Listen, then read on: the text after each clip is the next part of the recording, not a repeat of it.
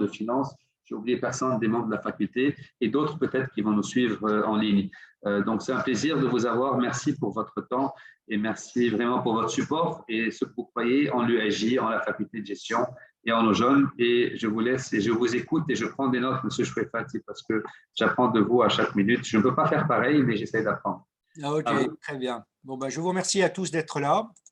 Je vais rechercher deux objectifs lors de cette présentation. Le premier, Fouad vous en a parlé, c'est vous initier un peu à ce qu'on pense et ce qu'on a, nous, découvert sur le Bitcoin. Et le deuxième objectif, c'est vous montrer comment un gérant institutionnel comme Tobam fait des propositions commerciales à des investisseurs professionnels. Donc, plutôt que de vous faire une conférence ou un cours, ce que je vais vous faire, c'est une présentation commerciale, comme on le fait aux très, très gros clients, pour que vous voyez un peu comment se déroule un pitch et comment une société de gestion comme Tobam se présente à ses grands clients à travers le monde. Okay, donc, à partir de maintenant, vous n'êtes plus des étudiants, vous êtes des prospects. Hein, vous êtes les représentants d'un grand fonds de pension américain ou d'un grand fonds souverain du nord de l'Europe. Et je vais vous parler comme à eux. La seule petite nuance, c'est que je vais parler en français, alors qu'habitude, je leur parle en anglais. Les réunions, d'habitude, elles commencent il faut que je me présente. Ensuite, je vais présenter l'entreprise. Et après, on parlera de la stratégie elle-même.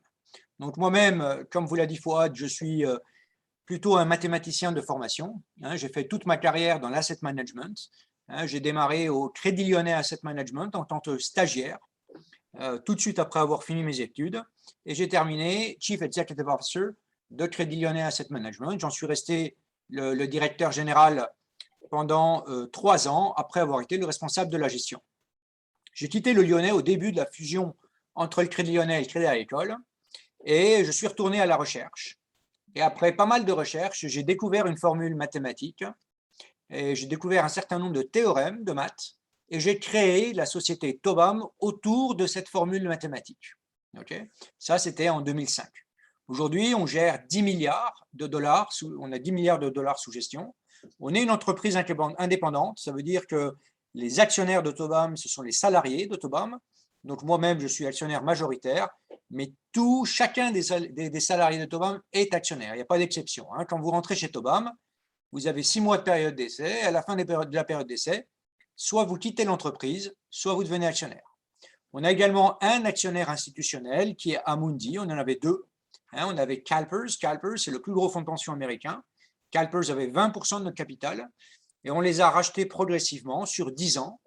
Et le jour du 10e anniversaire, on a terminé de les racheter, donc ils sont sortis du capital. C'est un peu la même chose qui est en train d'arriver avec Amundi. Donc CalPERS, c'est le plus gros fonds de pension américain et Amundi, c'est la plus grosse société de gestion non américaine. C'est une société de gestion française qui est la plus grosse du monde, la plus grosse non américaine. Donc Amundi avait 20% de notre capital et nous sommes en train de les racheter progressivement. Et là, ils ont 8% du capital. Donc Tobam, c'est surtout ses employés. La seule valeur de Tobam, ce sont ses employés. Donc il y a 51 salariés qui sont principalement à Paris. Il y en a une trentaine à Paris, une quinzaine à Dublin, 6 à New York. Et on a également un bureau à Hong Kong, à Francfort et à Luxembourg. Okay, une des spécificités de Tobam, c'est l'allocation de moyens à la recherche. On a 23 personnes à Tobam qui font de la recherche. On a 21 mathématiciens et 23 mathématiciens ou ingénieurs qui font de la recherche chez Tobam. Si vous donnez 23 sur 51, c'est une proportion qui est énorme. Et c'est ça qui nous permet de parler au plus grand de ce monde en matière de gestion d'actifs. Donc, si on regarde un peu ce qu'on fait à Tobam, Tobam s'est donné un objectif, c'est de maximiser la diversification. Donc, nous ne sommes pas des spéculateurs. Spéculer, ça vient du latin speculare. Le terme spéculer provient du terme latin speculare. En latin, speculare, ça veut dire voir. Qu'est-ce que c'est un spéculateur? Un spéculateur, c'est quelqu'un qui a une vision de l'avenir et qui va essayer de fabriquer un portefeuille qui va tirer avantage de sa vision de l'avenir. C'est quelqu'un qui fait de la prévision, un spéculateur. Le contraire de la spéculation, c'est quoi? C'est la diversification. Quand vous n'avez pas de vision de l'avenir, ce que vous allez essayer de faire, c'est le portefeuille le plus diversifié possible. Et c'est ça que j'ai découvert, c'est ça la formule de mathématiques que j'ai découvert. J'ai découvert la première mesure de la diversification. que j'ai appelé, by the way, le diversification ratio, et vous trouverez sur Google des papiers de recherche qui parlent de ma découverte. Donc, dans tous les univers d'investissement que vous avez en face de vous, là, nous essayons de fabriquer exactement le portefeuille le plus diversifié qui puisse être créé en actions des pays émergents, en actions US, en actions suisses, en actions japonaises, en obligations à haut rendement ou en obligations investment grade, en multi-assets et également en crypto-devises. La clientèle de Tobam, à hauteur de 58%, ce sont des entités publiques, donc des banques centrales, des fonds souverains et des fonds de pension publics. Vous voyez que nous sommes assez peu retail, hein, les banques et les assureurs ne représentent que 5% de notre clientèle. Au niveau de la géographie, 58% de nos clients proviennent d'Amérique du Nord. Hein, la Scandinavie, ça représente 16%, la Suisse 12%, et la France ne représente que 5% de notre marché. Mais la France, hein, si on regarde avec une vision mondiale, effectivement, ce n'est pas la plus grosse économie du monde. Donc ça, c'est un peu l'état de Tobam. Nous nous sommes assez distingués dans notre domaine d'activité. Hein, donc vous avez ici une certaine collection des récompenses qu'on a reçues.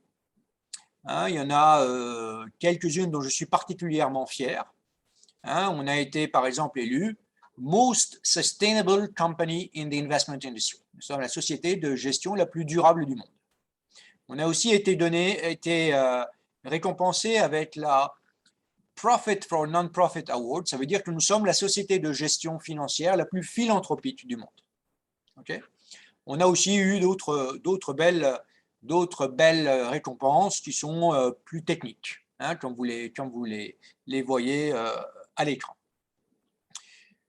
C'est quoi l'histoire de Tobam et de la crypto? En fait, je vous ai dit, il y a beaucoup de mathématiciens chez Tobam.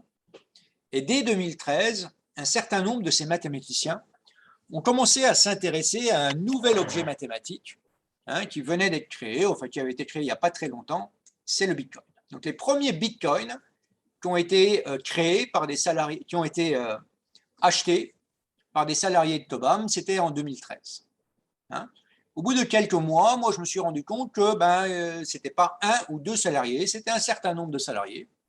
Et je leur ai dit, on va organiser des dîners mensuels, hein, où on va partager notre expérience, ce qu'on a appris dans ce nouveau champ d'activité. Hein, évidemment, ces dîners qu'on a fait, on l'a fait dans une pizzeria, vous comprendrez pourquoi plus tard. Hein. Et tous les mois, on a commencé à partager nos expériences respectives.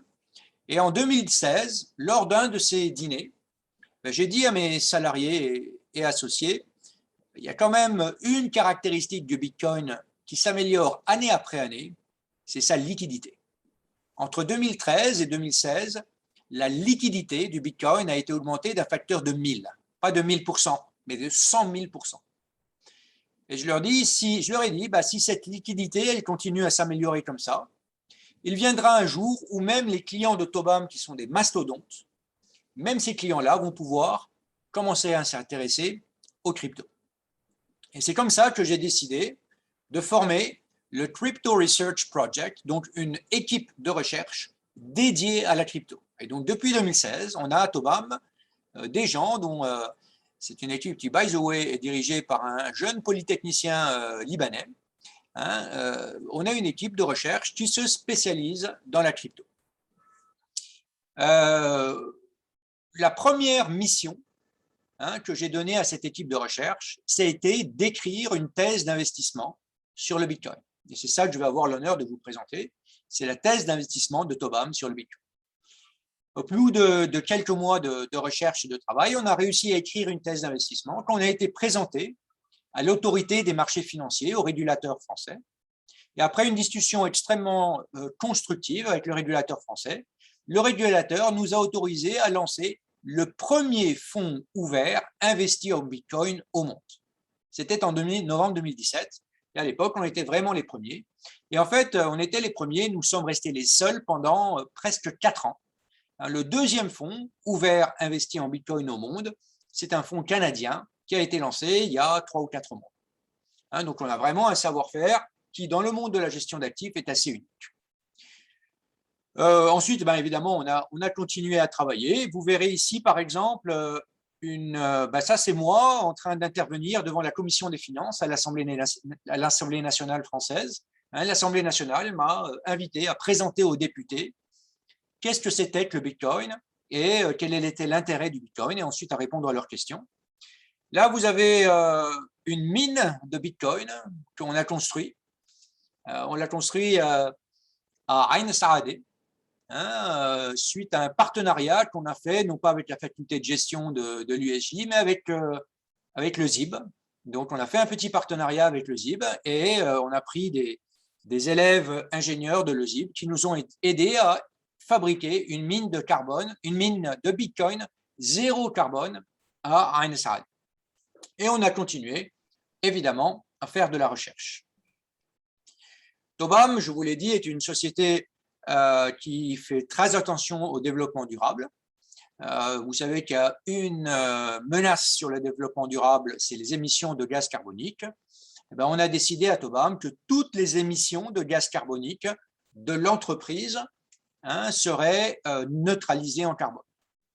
Alors, ça veut dire quoi, neutraliser en carbone? C'est quelque chose qu'on fait chez Tobam depuis assez longtemps et que moi-même, à titre familial, je fais depuis la naissance de mon fils aîné.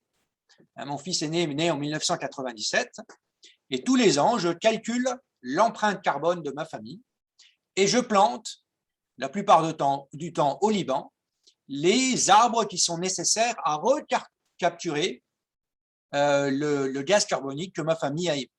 Je fais la même chose avec mon entreprise. Tous les ans, à Tobam, il y a un auditeur externe qui vient calculer l'empreinte carbone de l'entreprise Tobam et qui compense 300% des émissions de l'entreprise. Ça veut dire que je suis un des rares chefs d'entreprise qui a le droit de dire que chaque fois que je prends l'avion, c'est bon pour la planète. Parce que, évidemment, quand je prends l'avion, j'émets du carbone, mais je recapture 3 fois mes émissions carbone en plantant les arbres qui sont nécessaires à recapturer ce gaz carbonique. Je ne vais pas vous raconter tout ce qu'on fait en matière de développement durable. Un autre exemple, il faut que vous sachiez que 7% du chiffre d'affaires de Tobam est versé à des organisations non gouvernementales de défense des droits de l'homme. Ça a fait de Tobam le plus gros allocataire de fonds en France d'Amnesty International pendant 3 ans. Et Tobam finance la totalité des activités de Human Rights Watch en Ukraine. Donc vous voyez qu'on est vraiment très orienté vers le développement durable aussi. Maintenant, on va parler du cœur du sujet, du Bitcoin. Alors, vous allez voir que je vais commencer par, malheureusement, un avertissement. Alors, en fait, 2 avertissements. Le premier avertissement, c'est que je ne vais parler que du Bitcoin. Je ne vais pas parler de toutes les crypto-devises. Vous savez qu'il y en a quelques milliers maintenant, probablement quelque chose comme 3000. Je ne parlerai pas de ces 3000 crypto-devises. Je ne vais parler que du Bitcoin. Pourquoi? Parce que c'est le plus gros, c'est le plus liquide et c'est le plus ancien. Le Bitcoin a été créé en 2008. L'Ether, qui est la deuxième crypto-monnaie la plus grosse, a été créé il y a un tiers du temps du Bitcoin. Il y a un tiers de l'âge du Bitcoin. D'accord? Donc, c'est quelque chose de beaucoup plus récent. Donc, on va commencer par le commencement, et le commencement, c'est le Bitcoin. Donc, je ne parlerai pas des autres cryptos. Le deuxième avertissement, c'est que le Bitcoin est un actif extrêmement risqué. C'est un actif très, très, très risqué. Pour illustrer ce que je vous dis, là, on a représenté la volatilité du Bitcoin à travers les années depuis 2012. Vous voyez que le Bitcoin franchit assez souvent la barre des 100% de volatilité. Pour vous donner une échelle de grandeur, si vous reprenez le cours de l'action Lehman Brothers, la semaine de sa faillite, même la semaine de sa faillite, l'action Lehman Brothers n'a pas franchi la barrière des 100% de volatilité. Donc le Bitcoin, c'est quelque chose d'extrêmement risqué. Tant que vous n'avez pas possédé du Bitcoin, vous n'avez aucune idée de ce que c'est que le risque du Bitcoin. Alors là, pour mon malheur, je parle à des Libanais. Donc, effectivement, si vous connaissez la livre libanaise, vous avez une idée de ce que c'est que le risque du Bitcoin. Effectivement, la livre libanaise aussi, c'est un actif qui malheureusement est devenu extrêmement risqué. Le Bitcoin, c'est très, très, très risqué. Les cours varient énormément et il faut être très attentif avant d'acheter des Bitcoins. Alors ça, c'est la mauvaise nouvelle. Il n'y a pas d'actif, à part peut-être la livre libanaise, qui soit aussi risqué que le Bitcoin. Ça, c'est la mauvaise nouvelle. Alors la bonne nouvelle, c'est qu'en fait, investir, c'est prendre des risques. Alors pourquoi je la joue comme ça? Parce que du point de vue rationnel, on n'a pas le droit de dire, si on est un investisseur rationnel, cet actif est trop risqué pour moi. Si cet actif est 3 fois trop risqué pour vous, il vous suffit d'en acheter 3 fois moins. Si cet actif est 10 fois trop risqué pour vous, il vous suffit d'en acheter 10 fois moins. En fait, d'un point de vue rationnel, on n'a pas le droit d'exclure un actif parce qu'il est trop risqué. On doit exclure ou inclure un actif dans son portefeuille en fonction d'une thèse d'investissement. Et le risque, il va servir à doser la part du portefeuille qu'on va pouvoir investir dans cet actif-là. Pour illustrer mon propos, ici, on a représenté 2 courbes. Vous avez la courbe bleue qui représente le risque que vous prenez si vous achetez 1 million de dollars en actions américaines, et la courbe orange qui représente le risque que vous prenez si vous achetez 25 000 dollars en Bitcoin. Donc en fait, acheter 1 million de dollars en actions américaines, c'est beaucoup plus risqué que d'acheter 25 000 dollars de Bitcoin. Donc ça, c'est un slide qui est assez important parce que le Bitcoin, des fois, est entouré d'un peu de mystère, d'un peu de tabou, et il est nécessaire de dire il est très risqué, mais le risque sert à faire une dose, à doser l'actif, il ne sert pas à exclure l'actif, d'un point de vue rationnel du mot. Alors, c'est quoi la thèse d'investissement de Tobam sur le Bitcoin? La thèse d'investissement de Tobam sur le Bitcoin, c'est que le Bitcoin possède les caractéristiques fondamentales et les caractéristiques empiriques qui pourraient en faire potentiellement un nouvel étalon de mesure de la valeur. Alors, le mot le plus important de cette phrase, c'est le mot potentiel. Je ne suis pas en train de vous dire que le Bitcoin est un étalon de mesure de la valeur, ce serait un mensonge. Aujourd'hui, sur la planète Terre, l'étalon de mesure de la valeur, c'est plutôt le dollar. Okay? Je suis en train de vous dire que le Bitcoin pourrait potentiellement devenir un étalon de mesure de la valeur. Et c'est ça qui est important et c'est ça qui est intéressant. Parce que chaque fois que vous investissez, vous n'investissez pas sur la base de faits avérés, mais de faits potentiels. Quand les choses sont avérées, c'est trop tard pour investir. Je vais vous donner un exemple. Imaginons que je vous présente un jour une thèse d'investissement par lequel le prix de l'action Apple vaudrait 5 000 dollars. Il ne faut pas que j'attende que l'action Apple vaille 5 000 dollars pour investir. Une fois que l'action sera à 5 000 dollars, ce sera trop tard pour investir. Et c'est la même chose pour le Bitcoin. Si un jour le Bitcoin est effectivement l'étalon de mesure de la valeur, le Bitcoin vaudra probablement à ce moment-là 2 ou 3 millions de dollars par Bitcoin et ce sera trop tard pour investir. Le deuxième mot important que j'ai utilisé dans cette phrase, c'est le mot étalon. C'est quoi un étalon? Un étalon, c'est très simple, c'est ce qui sert à mesurer. Que vous mesuriez une longueur, que vous mesuriez un kilogramme, une masse, que vous mesuriez une température ou une quantité de matière, vous avez besoin d'un étalon. La photo qu'on a prise pour illustrer ce propos, c'est une photo qui a été prise au pavillon de Sèvres. Et là, vous avez une photo du mètre étalon et du kilogramme étalon. Qu'est-ce que l'économie? L'économie, c'est un lieu où on produit, où on échange, où on stocke des biens, des services, des risques, du travail, des innovations, des contrats. Et pour que cette production, cet échange ou ce stockage ait lieu, il est nécessaire de mesurer la valeur des choses. Et dès lors qu'on parle de mesure, il faut un étalon. Plus je réfléchis à l'histoire de l'économie, plus j'ai l'impression que l'histoire de l'économie, elle se double d'une longue quête de l'étalon de mesure de la valeur. Dans la banlieue parisienne, il y a un musée de la préhistoire qui s'appelle le musée de Saint-Germain-en-Laye. Et dans ce musée, vous verriez un tableau qui indique qu'on a découvert des amoncellements de pointes de flèches en silex, des amoncellements tellement importants qu'on ne peut les expliquer que par de la thésaurisation. Ça veut dire que nos ancêtres, avant même l'agriculture, ils mesuraient la valeur des choses en nombre de pointes de flèches en silex. Quand ces pointes de flèches en silex sont devenues plus faciles à produire à cause des progrès technologiques, on a dû changer d'étalon. Et ça a été le moment des étalons agricoles. Encore aujourd'hui, vous avez des tribus Maasai au Kenya qui mesure la valeur des choses en nombre de têtes de bétail. Encore aujourd'hui, vous avez des tribus dans le Sahara qui mesurent la valeur des choses en sacs de sel. Quand les biens agricoles sont devenus plus faciles à produire, eh bien, il a fallu aller vers un autre étalon et ça a été l'ère de l'étalon métallique. Le premier étalon métallique, ça a sans doute été le bronze. Quand le bronze est devenu facile à produire, on a été vers le fer. Quand le fer a été facile à produire, on a été vers l'argent. Et quand l'argent a été facile à produire, on a été vers l'or. Qu'est-ce qui compte? Ce qui compte, c'est qu'il faut comprendre que dès lors qu'un étalon de mesure de la valeur donne l'impression qu'il est facile à produire, il faut en changer. Et malheureusement, vous voyez ça au Liban.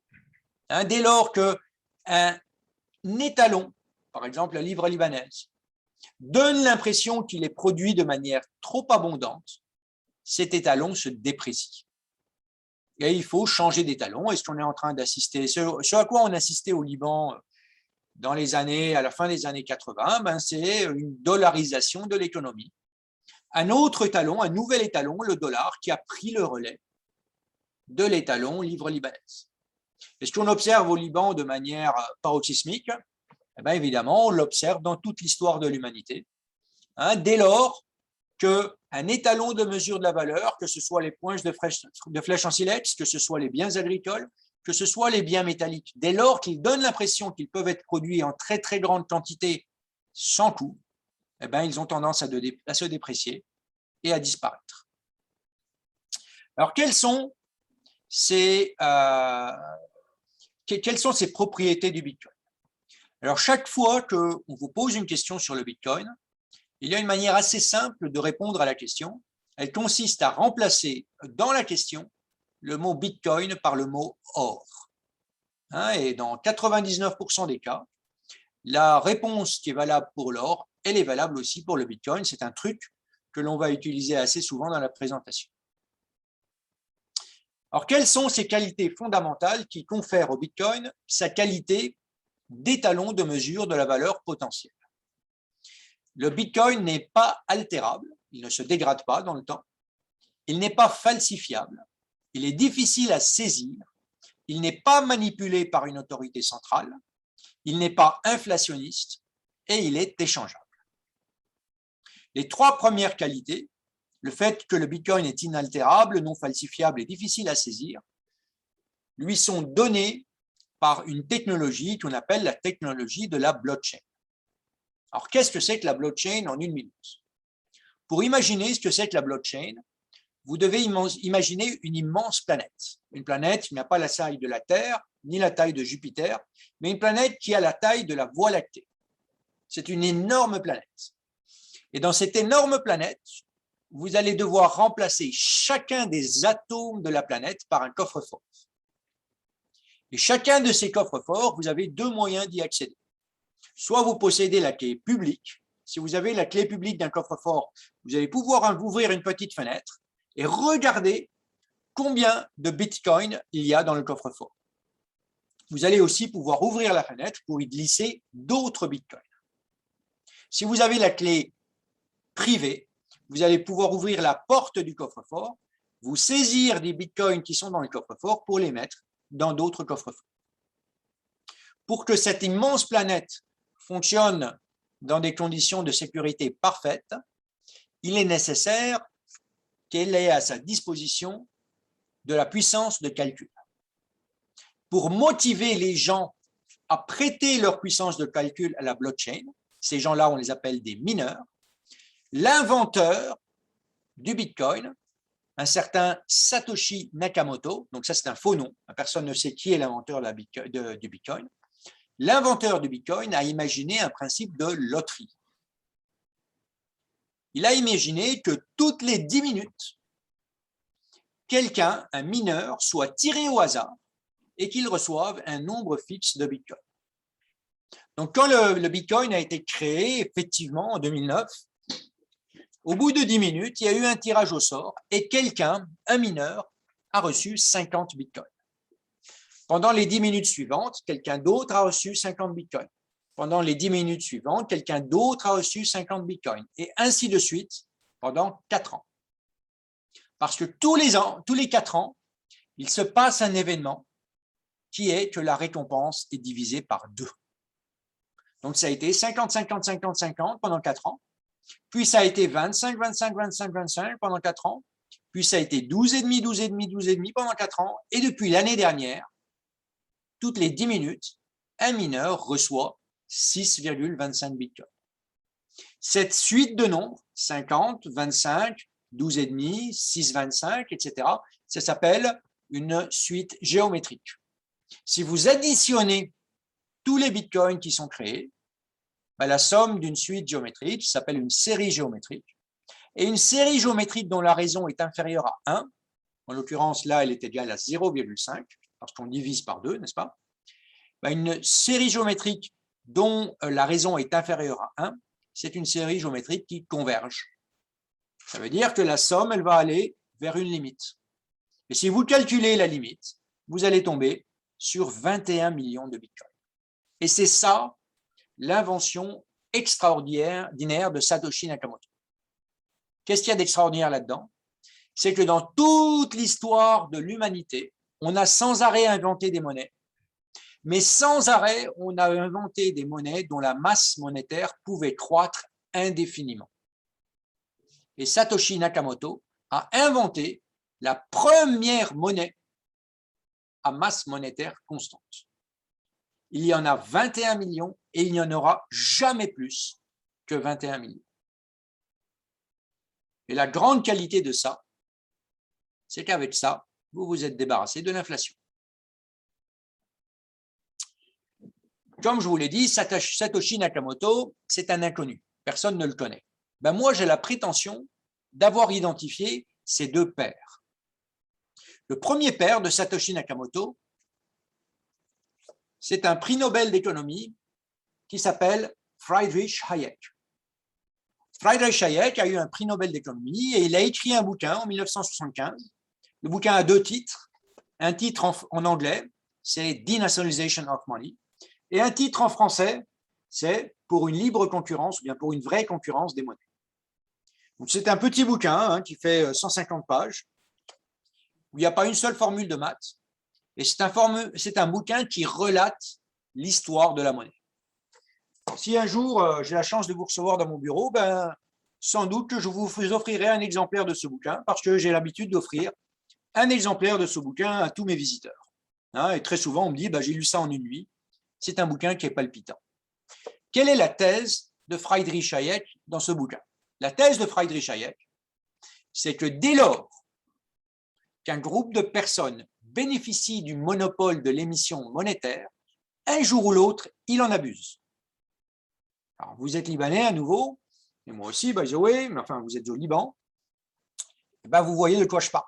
Dès lors qu'un groupe de personnes bénéficie du monopole de l'émission monétaire, un jour ou l'autre, il en abuse. J'ai écrit un article moi-même il y a quelques années dans un grand quotidien économique français. Et le bouquin commençait par la phrase suivante, il disait « Je vais vous raconter une histoire personnelle. Mon histoire personnelle, c'est que mon père est chirurgien et que ma mère est anesthésiste. » Le métier d'un banquier central, c'est le métier d'anesthésiste. Le problème, c'est que quand on est sous anesthésie, on pense qu'on n'a pas besoin de chirurgien.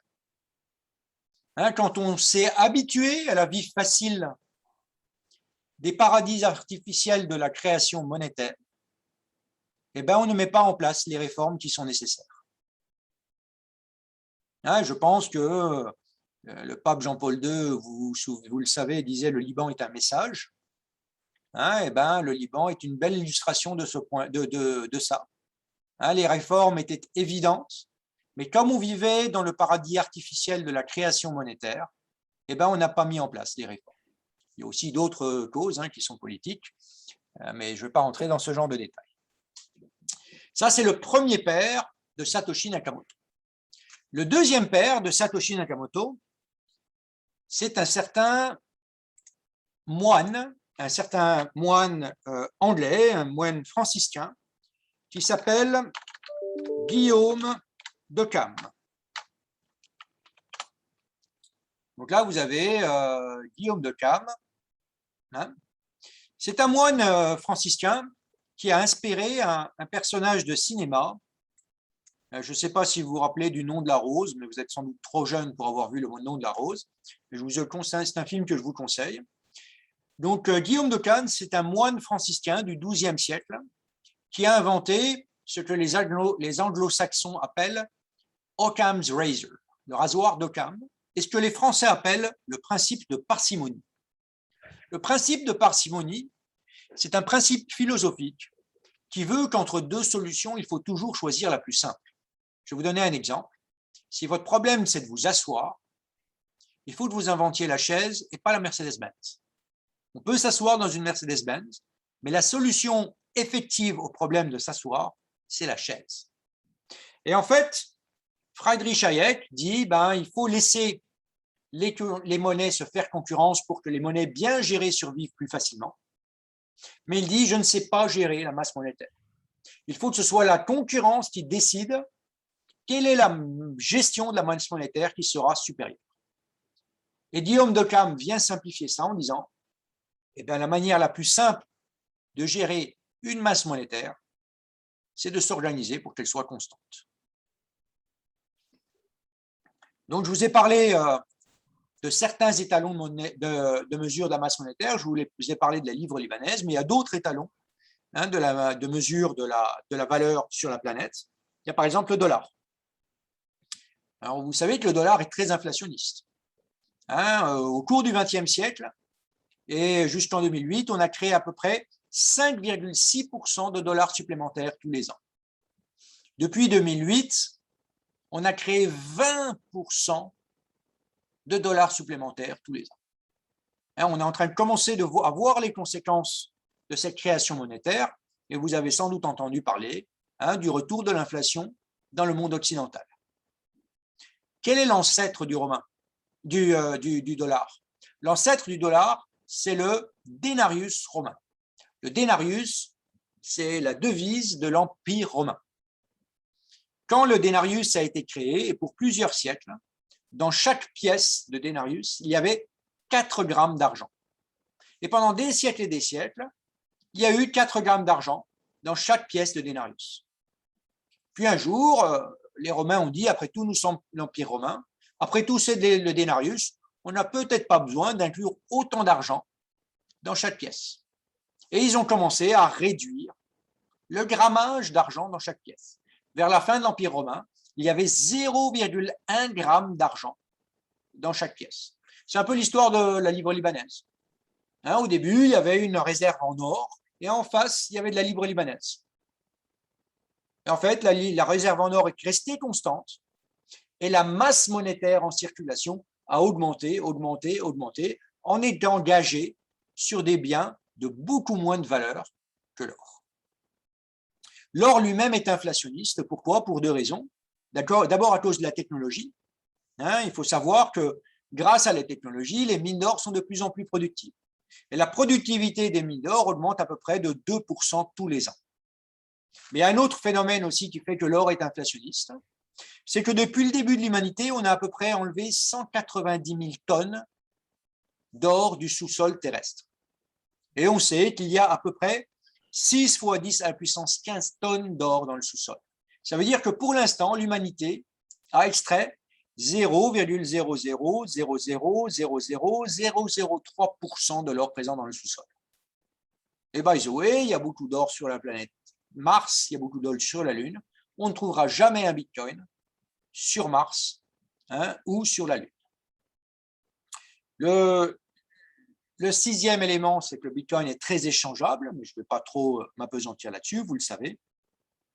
Alors néanmoins, il y a beaucoup de critiques contre le Bitcoin. Pourquoi y a-t-il autant de critiques contre le Bitcoin? À cause d'un phénomène qui frappe toutes les innovations disruptives.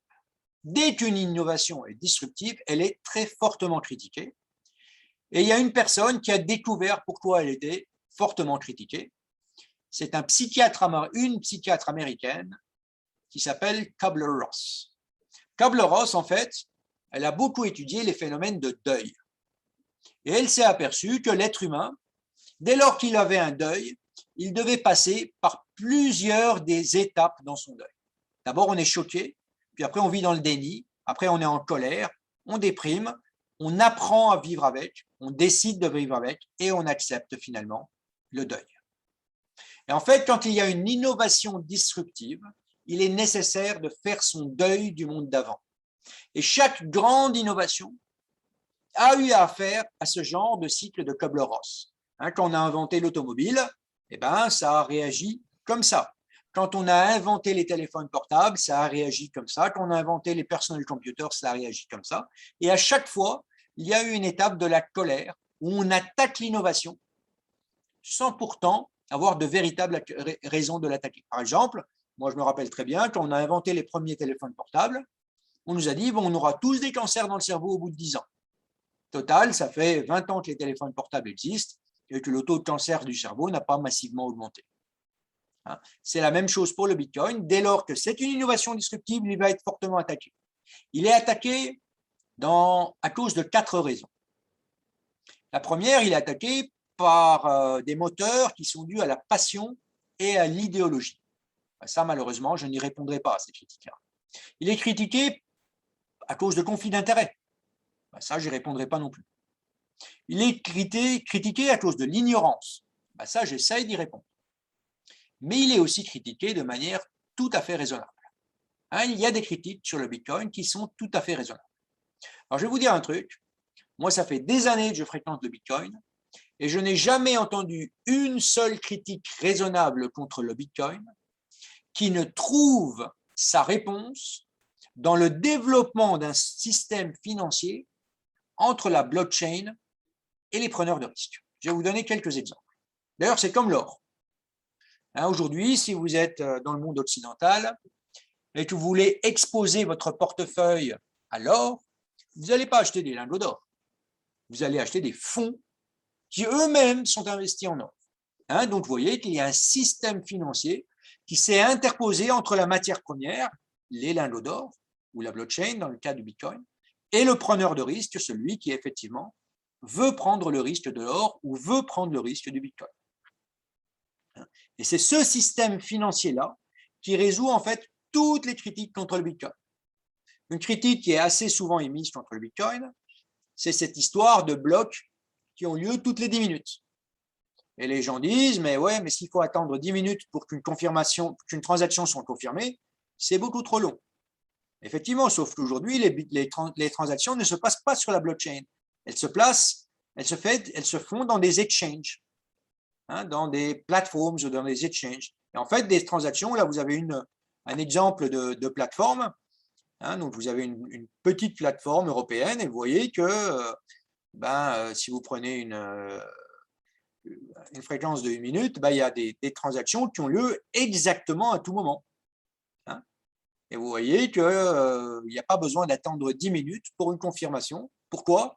Justement parce qu'il y a un système financier qui s'est interposé entre la blockchain et les preneurs de risques. Alors là, je vous ai parlé un peu des caractéristiques fondamentales du Bitcoin. Il y a aussi des caractéristiques empiriques. Alors, je vais aller un peu plus rapidement maintenant pour essayer de laisser de la place du temps aux questions. Alors, les caractéristiques empiriques, la première, elle a rapport avec le risque du Bitcoin. Alors, on a dit que le risque du Bitcoin était très important, mais on a vu que l'importance du risque, ce n'est pas ce qui compte. Ce qui compte, c'est la forme du risque. Si un risque est 3 fois trop important, il suffit de le diviser par 3, on l'a déjà vu tout à l'heure.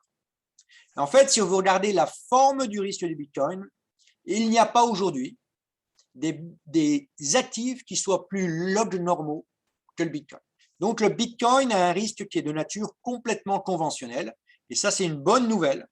Pourquoi? Parce que si le risque est conventionnel, on va savoir gérer le risque. On va savoir que les queues de répartition ne sont pas plus épaisses que ce que veut la loi normale. La deuxième propriété très importante du Bitcoin, c'est que le Bitcoin est diversifiant. Il est corrélé à peu près rien dans tous les actifs traditionnels. Il est corrélé à rien du tout dans les actifs alternatifs. Vous voyez ici, on a représenté ce qu'on appelle une distribution jointe. Donc là, vous voyez, vous avez les performances du S&P 500 tous les jours. Et pendant les mêmes jours, vous avez la performance des fonds immobiliers américains. Vous voyez que si le real estate monte beaucoup, que si le S&P monte beaucoup, il peut arriver que le real estate baisse, mais la plupart du temps, le real estate va monter. Et si le S&P baisse beaucoup, il peut arriver que le real estate monte, mais la plupart du temps, il va plutôt avoir tendance à baisser. C'est ce qu'on appelle un nuage de points qui a une forme diagonale, qui dit qu'en fait, les deux phénomènes sont interdépendants. Si vous représentez le même nuage de points, non pas avec le S&P et le real estate, mais avec le Bitcoin et le S&P, avec le Bitcoin et l'or, avec le Bitcoin et le dollar, ou avec le Bitcoin et les obligations américaines, vous voyez qu'il n'y a aucune forme diagonale du nuage de points. Ça veut dire que le Bitcoin est extrêmement diversifiant. Si vous allez sur Internet et que vous allez sur YouTube, et que vous tapez sur YouTube Chou et Fati,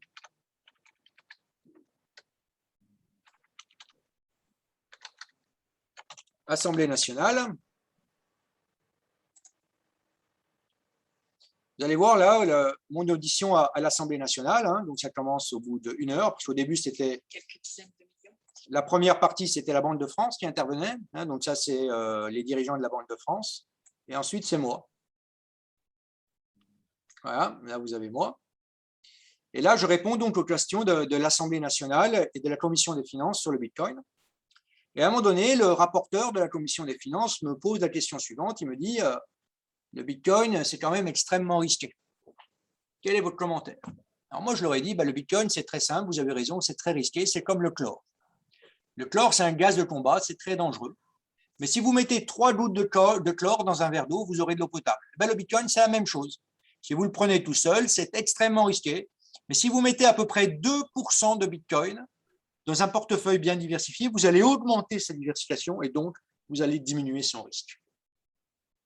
Donc, c'est ça qu'il faut retenir, c'est qu'en mettant des faibles quantités de Bitcoin dans un fonds déjà diversifié, vous allez le diversifier encore plus. Et si vous le diversifiez encore plus, vous allez baisser son risque. Le dernier point, c'est la liquidité du Bitcoin. Je vous ai dit qu'entre 2013 et 2016, l'illiquidité du Bitcoin a été divisée par 1000. Vous voyez que c'est une échelle logarithmique. Donc, on passe d'à peu près 1000 à peu près 1. Donc, la liquidité a été multipliée par 1000. Et entre 2016 et 2021, il y a de nouveau un facteur 1000. Vous voyez, en 2016, le Bitcoin était à peu près aussi liquide que l'action Tesla. Aujourd'hui, le Bitcoin est à peu près aussi liquide que l'action Apple, que le plus gros stock, que la plus grosse action du monde. Donc, le Bitcoin est devenu quelque chose d'extrêmement liquide. Donc, Tobam a évidemment continué à beaucoup travailler. Et aujourd'hui, on a toute une galaxie de produits qui sont des produits crypto. Alors, il faut que je vous dise quand même l'état du monde. L'état du monde, c'est que Tobam gère 10 milliards, mais seule une petite partie de ces 10 milliards est en crypto. Les 10 milliards sont majoritairement en actions et en obligations. Et aujourd'hui, on gère un peu moins de 100 millions en crypto. Voilà, donc je préfère m'arrêter là pour laisser un peu du temps aux questions, si vous avez des questions. Et puis, si vous souhaitez que j'augmente un peu, que je développe certains sujets que je n'ai pas abordés ou bien que j'ai commencé à aborder, n'hésitez pas à me le dire. Merci beaucoup, M. Chouefat, c'est vraiment passionnant. Moi, je peux vous assurer que j'ai beaucoup appris, on en a beaucoup parlé. Vous m'avez envoyé beaucoup de documentation, je lis souvent là-dessus, mais ce qui m'a marqué, c'est ce chlore, les quelques gouttes de chlore dans la piscine, c'est extrêmement logique et c'est la réponse que je pense que les banques centrales et surtout les gouvernements aiment écouter et qui résume le tout. Je vais laisser des questions pour nos étudiants, s'il vous plaît, des questions. On va en prendre 2 ou 3 et puis on vous laisse le temps de répondre. Allez-y, monsieur, c'était le premier qui avait la main. Bonjour, monsieur Fati. Quel est votre conseil que vous pouvez donner aux jeunes? Maintenant, vous savez, les jeunes commencent à s'intéresser beaucoup aux cryptocurrencies, Bitcoin, Ethereum, Cardano, etc. Donc, quel est votre conseil? Parce que j'ai entendu qu'il faut diversifier son portefeuille. Donc, quel est le conseil d'investissement que vous pouvez donner à ces jeunes au Liban pour pouvoir se lancer dans la crypto-monnaie? On va prendre la deuxième question, mais moi je vais ajouter, il faut déjà avoir leur diplôme et avoir leur master, c'est un très bon début, et puis ils doivent continuer. Allez-y, monsieur Char. Bonjour, monsieur Chouaïbati, c'est Tarek. En fait, j'ai une question qui est en deux parties. Vous avez mentionné le fait qu'il n'y a pas de corrélation apparente entre Bitcoin et différents indices boursiers ou autres valeurs.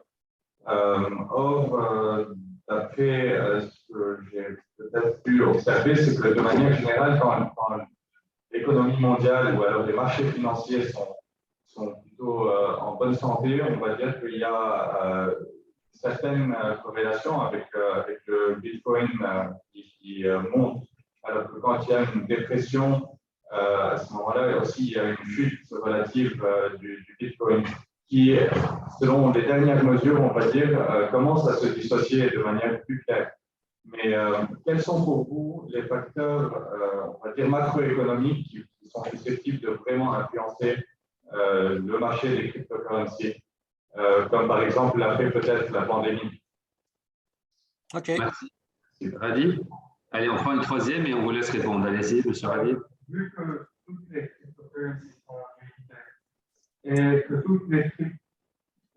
toutes les cryptos aussi n'ont presque pas de valeur intrinsèque, donc comment faut-il choisir une cryptocurrency? Comment différencier une crypto de l'autre? Voilà, merci. Monsieur Chouaïbati, vous avez trois questions très intéressantes. OK, très bien. Alors, la première, c'est la question la plus vague, hein, c'est qu'est-ce que je conseille aux étudiants? Et là, malheureusement, je suis obligé de confirmer ce qu'a dit Fouad. Hein, il faut beaucoup étudier, il faut beaucoup lire, il faut beaucoup se former. Hein, la première, moi je dis très souvent hein, que la bonne manière d'attaquer un sujet, c'est de le comprendre. Hein, je dis très souvent à mes collaborateurs qu'ils ont le droit de tout comprendre. Hein, donc, moi, je suis le président d'une boîte, eux, ce sont des collaborateurs, ils ont le droit de comprendre. Okay, donc, ça, c'est un droit que je leur désignerai, que je ne leur laisserai, que je ne leur prendrai jamais. Il y a un des plus grands hommes d'affaires français, c'est Francis Bouygues. Et il avait coutume de dire, quand je ne comprends pas, je ne fais pas. Hein, donc, il faut vraiment que vous arriviez à la compréhension de la crypto avant de faire de la crypto. Hein, et c'est vraiment un guide de vie. On commence toujours par comprendre avant de faire. On n'essaie pas de suivre sans comprendre. Hein, on essaie, parce que si on suit sans comprendre, on a de bonnes raisons d'être le dernier à suivre et de se retrouver au plus haut de la bulle. D'accord? Donc, quand quelque chose n'a pas d'explication logique, on ne le fait pas. Hein, je ne vais pas vous donner des exemples libanais, hein, mais si vous ne comprenez pas comment fonctionne la monnaie libanaise ou l'État libanais, il ne faut pas y aller, il ne faut pas lui faire confiance. Si vous ne comprenez pas, vous avez le droit de comprendre les choses. Hein, et c'est même votre devoir. D'accord? Donc, lisez des bouquins, hein, lisez Friedrich Hayek, écoutez quelque chose qui est extrêmement distrayant, c'est les conférences de Milton Friedman. Milton Friedman, c'est un autre prix Nobel d'économie. Hein, et réfléchissez à la lumière de ce que vous avez vécu au Liban, apprenez de votre expérience personnelle hein, pour essayer de comprendre les choses, pour essayer de comprendre le problème. Vous savez, un grand mathématicien, c'est quoi? Un grand mathématicien, ce n'est pas celui qui trouve la solution. Un grand mathématicien, c'est celui qui trouve le problème. Hein? Une fois que vous avez bien nommé le problème, hein, une fois que vous avez vraiment compris ce qui ne marche pas, la solution, elle est toujours très facile à trouver. Hein, et effectivement, quand j'ai créé Tobam, j'ai inventé une mesure de la diversification. Il m'a fallu à peu près 3 ou 6 mois pour trouver une mesure de la diversification. Mais il m'a fallu 20 ans pour me poser la question, mais comment mesure-t-on la diversification by the way? Et la grande valeur ajoutée de Tobam, c'est de se poser cette question. Parce qu'une fois qu'on a posé la question, la réponse, on y arrive. Hein, mais focalisez-vous sur vraiment, avant de trouver la solution, intéressez-vous au problème. parce qu'il faut bien résoudre le bon problème, il ne faut pas résoudre le problème d'à côté. Concernant la corrélation, alors, c'était une question effectivement en au moins 2 temps. Vous savez, la corrélation, moi je suis un statisticien de formation, dès lors que vous avez une grandeur statistique, il y a toujours quelque chose qui accompagne la grandeur, c'est la significativité de la grandeur. Je vais vous donner un exemple.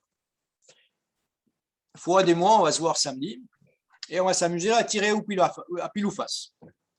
Je vais lui donner une pièce de 1 euro, je vais prendre une pièce de 1 euro et on va tirer à pile ou face. Et si ça se trouve, tous les deux, on va avoir 10 fois de suite face.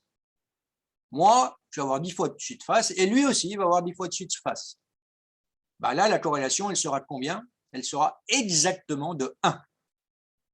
La corrélation, la mesure statistique de la codépendance, ce sera 1. Maintenant, si on étudie effectivement la significativité de cette corrélation, on verra qu'elle n'est pas significative.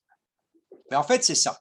Et là, on a représenté non pas la corrélation entre le Bitcoin et différents actifs, on a représenté la corrélation et les bandes de significativité.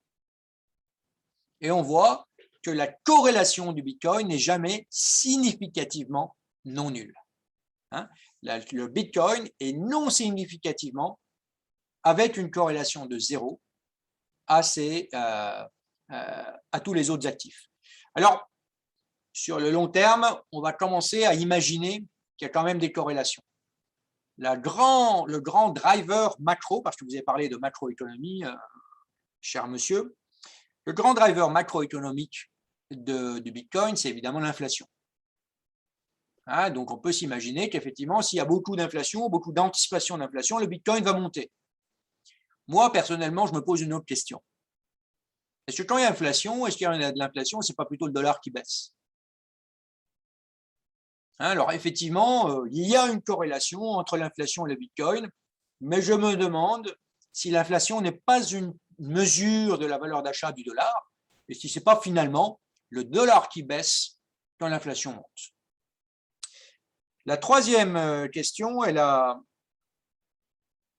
est aussi en 2 temps. Vous avez parlé de valeur intrinsèque et vous avez dit à quelle crypto il faut s'intéresser. Alors la valeur intrinsèque, c'est vrai que des fois on entend dire ouais, mais le Bitcoin il repose sur rien. En fait, le Bitcoin il repose exactement sur la même chose que l'or. L'or il repose sur rien à part sa rareté. Et le Bitcoin il repose sur rien à part sa rareté. Il y a 21 millions de Bitcoin. Donc là, calculer la valeur intrinsèque du Bitcoin, effectivement, c'est compliqué. Alors, comment on fait? Parce que quand même, on peut le faire. On appelle ces méthodes de valorisation des méthodes par similarité. Ça veut dire qu'on se dit, si le Bitcoin avait la même valeur que tout l'argent du monde, que tout le métal argent, tout le silver du monde, si le Bitcoin valait à peu près tout l'argent du monde, le Bitcoin, il vaudrait à peu près 50 000 $ le Bitcoin.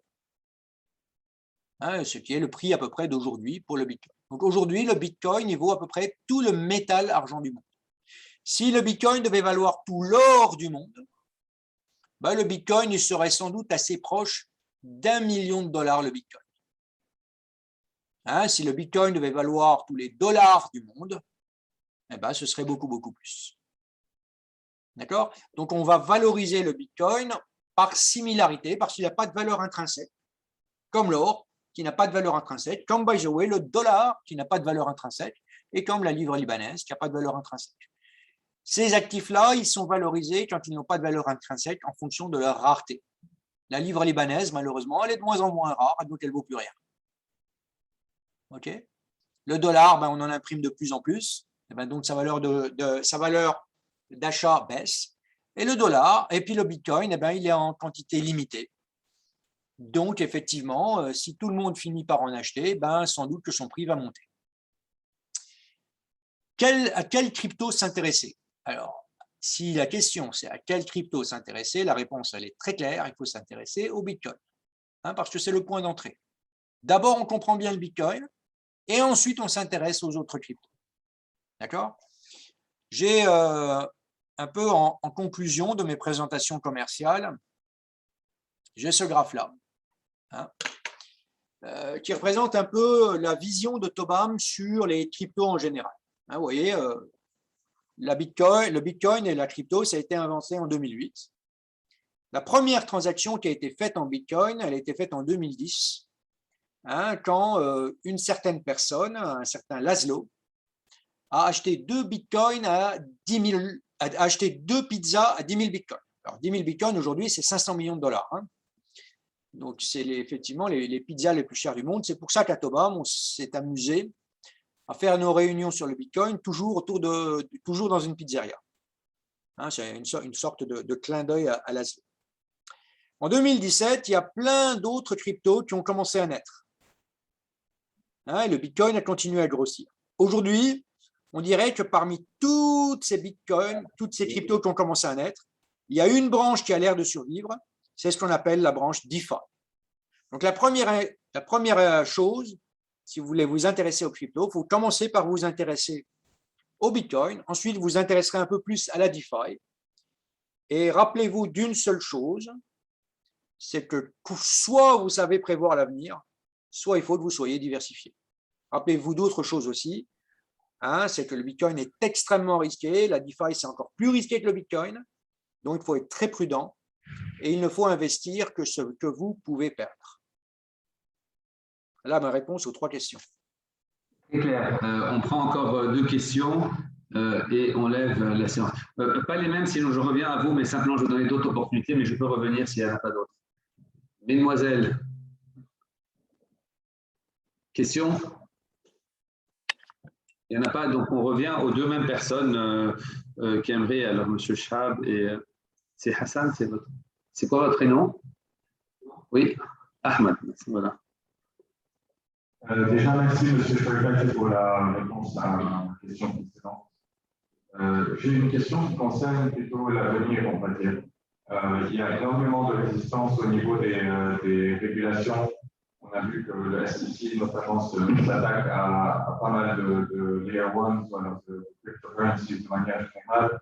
Et pourtant, il semble y avoir un intérêt grandissant de la part des banques envers les cryptocurrencies. J'ai lu certains articles où ils essayaient de créer leur propre pseudo-système de cryptocurrency. Et ma question est, comment est-ce que vous voyez dans le futur une coexistence ou alors une fusion entre les 2 systèmes qui sont fondamentalement différents, vu que le cryptocurrency est fait pour être décentralisé et les banques sont un système très conventionnel. Donc, comment est-ce que vous voyez le futur? Comment est-ce que les 2 futurs peuvent soit fusionner, soit coexister? OK. Attendez, on va prendre M. Soudan et puis on clôturera là-dessus. Monsieur, je suis très conscient que pour pouvoir se lancer dans la cryptocurrency, pour faire des études d'artistes, parce que c'est risqué. Et on peut voir que depuis 2008, depuis la création de Bitcoin, cet actif est en train d'augmenter de 100, prendre de l'ampleur d'année en année. Alors, pourquoi est-ce que je devrais attendre après mon master, après ma licence, pour investir, alors que vous avez dit que la crypto, une fois qu'elle arrive à une valeur, disons, de 3 milliards de dollars, par exemple, ce sera trop tard d'investir. Donc, pourquoi je devrais attendre avant d'investir? Donc, voilà ma question. Mais on ne vous a pas dit de ne pas investir, vous avez dit c'est quoi le conseil? On a dit le conseil, c'est avoir son diplôme, mais on n'a jamais dit de ne pas investir. Je pense ni Yves ni moi, hein, ça, à moins que je me suis trompé. On a dit on vous conseille, mais on n'a pas dit de ne pas investir. C'est clair, c'est votre question? Voilà. Donc, pourquoi ne pas essayer d'investir maintenant? Bah, écoutez, vous investissez comme vous voulez, hein. Ça c'est pas avec ou sans diplôme. On s'arrête là, Yves, on te laisse répondre et clôturer parce que certains de nos étudiants ont un cours de master et on ne va pas prendre tout de ton temps parce que le Bitcoin, là j'ai remarqué que ça monte, donc peut-être tu vas faire quelques investissements. OK. La première question, c'était un peu sur la réaction des banques centrales et des banques.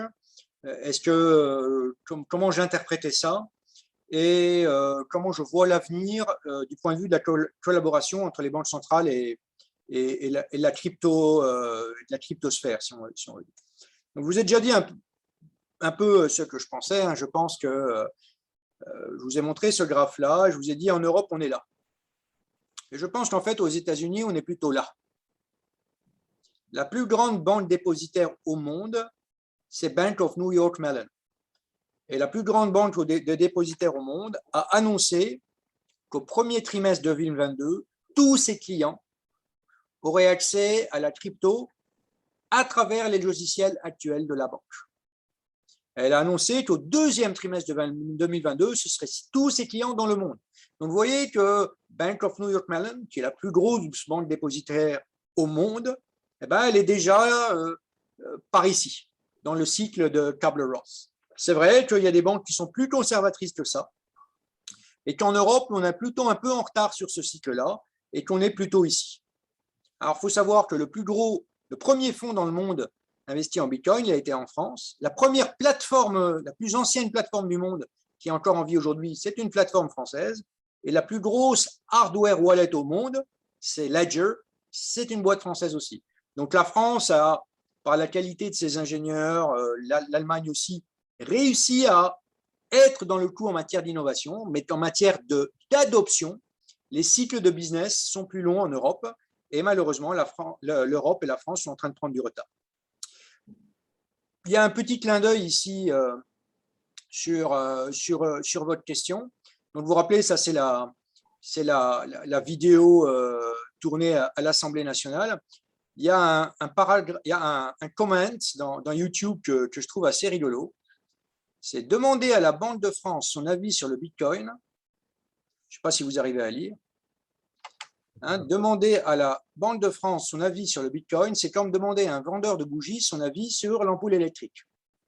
Alors, c'est vrai que ce n'est pas forcément très naturel pour une banque ou une banque centrale de s'intéresser au Bitcoin. C'est comme demander à une usine de bougies son avis sur l'ampoule électrique. Mais en fait, le progrès, ça c'est une opinion subjective, il est inéluctable. Donc, quand il y a une innovation disruptive, on peut essayer de faire barrage à la mer, mais un jour ou l'autre, c'est la mer qui gagne. Et c'est très difficile d'arrêter le progrès. Il y a des gens qui ont essayé d'arrêter les trains, il y a des gens qui ont essayé d'arrêter les téléphones portables, il y a des gens qui ont essayé d'arrêter Internet. La Chine, par exemple, est coutumière du fait. Dès que c'est quelque chose qu'elle a l'impression qu'elle ne peut pas contrôler, elle va essayer de l'arrêter. Mais à la fin, l'innovation, elle gagne. Ça, c'est mon opinion à moi, en tout cas. Est-ce qu'il faut attendre pour investir ou pas? Il faut attendre d'avoir compris. Il ne faut pas attendre la fin de vos études pour investir, mais vous n'investissez pas si vous ne comprenez pas. Si vous ne comprenez pas, investir, c'est jouer au casino. Et ça ne s'appelle plus de l'investissement. Moi, ce que je vous conseille, effectivement, c'est d'essayer de comprendre. Et quand vous avez l'impression que vous avez commencé à comprendre, vous pouvez commencer à investir très progressivement et très prudemment. Je ne vous dis pas effectivement d'attendre votre diplôme pour investir, pour manger ou pour avoir des projets, mais il faut que vous compreniez quand même. Et la bonne première étape, c'est peut-être de lire ce bouquin-là. Une autre étape, c'est de regarder des formations sur YouTube. Il y en a pas mal. Et essayer de bien comprendre les choses avant d'investir parce que c'est un instrument quand même très, très risqué. Et la moindre erreur fera que vous perdrez tout.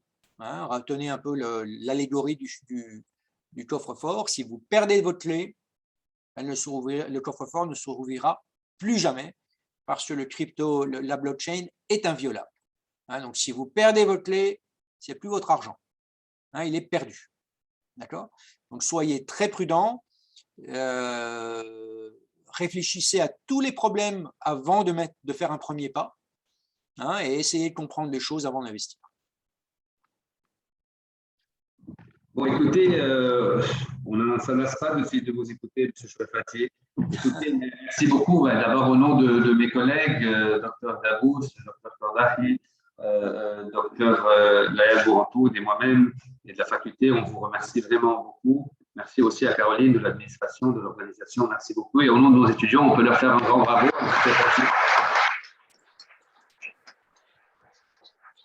Voilà, merci beaucoup. On espère te recevoir très bientôt en présentiel. Et sinon, à samedi, en tout cas, je ferai un plaisir de poursuivre. Et merci beaucoup à vous. Et puis, j'ai été très heureux d'avoir l'honneur de vous faire cette présentation. À bientôt, Fouad. Et j'espère que je vous rencontrerai un jour en physique. Allez, bye. Voilà, merci, au revoir. Bye bye.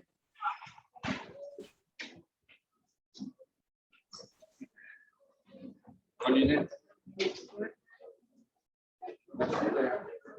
La mauvaise nouvelle, c'est qu'on